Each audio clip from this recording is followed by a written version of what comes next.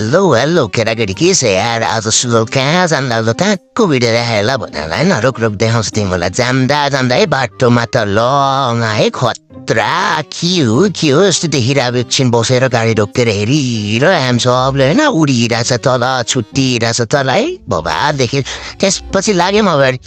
अगाडि जान्दा उकालो ओह्रालो यति राम्रो थियो होइन गाइस आम्बाम कुरै गरेर साध्दैछन् यसो क्यामेरा सट्ट घुमाएको त आकाश काठमाडौँ बाटो आम्मामा यति राम्रो बाटो त कुरै नगरौँ न डाँडाकाँडा त्यस्तै राम्रो हेर्नुहोस् अब एक रन हान्दा झन् दामी देखिन्छ ल हेर्नु त यस्तो खतरा ठाउँ यो कहाँ होला गेस गर्न सक्नुहुन्छ होइन त्यसपछि हामी रफ्तारमा गयौँ यो बाटोले मलाई त्यही जेम्सीको गीत याद आयो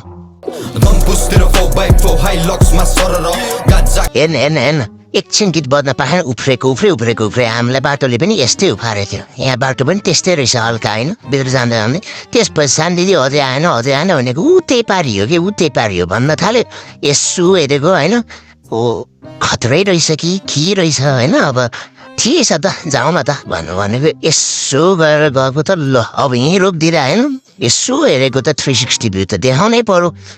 खतरा पो रहेछ गाइस हेर्न सक्नुहुन्छ सबैजनाले त्यसपछि आइस बाहिर म चाहिँ होइन आरामले बस्नु थालेँ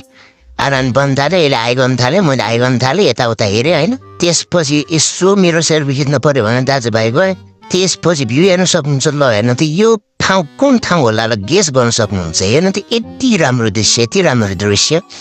कहाँ हो केही ब्रह्माण्डमै आयो जस्तो ला होइन पानी डाँडा काँडा सबै थियो है यसो हेरेको भोक लाग्न थाल्यो त्यसपछि खाँदा घाम घुम हान्न थाल्यो म त भिडियो पनि खिच्न बिर्सेँ होइन आधीमै खिच्दिएँ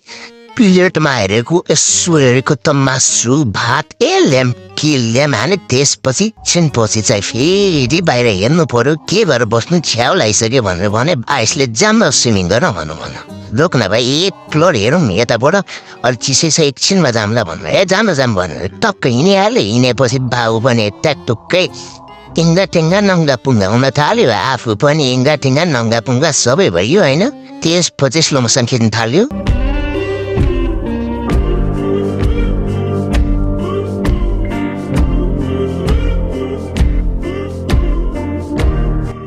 मजा आउँछ है तिमीले अर्काको छोरा नआएको हेर्न अनि यसो डाइभ हान्छु भन्यो कपाल बसिरहेछ झ्याममा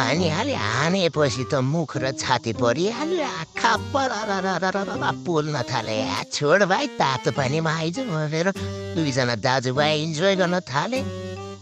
फेरि तातो पानीमा एउटा दुईटा स्लोमा हानिदिइहालौँ भनेको उत्ताउलो भएर पानी छप्लाङ्गले पार्यो त्यसपछि आएर एक टक्क हानेर बस्नु पर्यो भनेको होइन नि तिमीहरू मोरामोरीलाई पो देखाएको खाना आएको हेर्नु यति खाना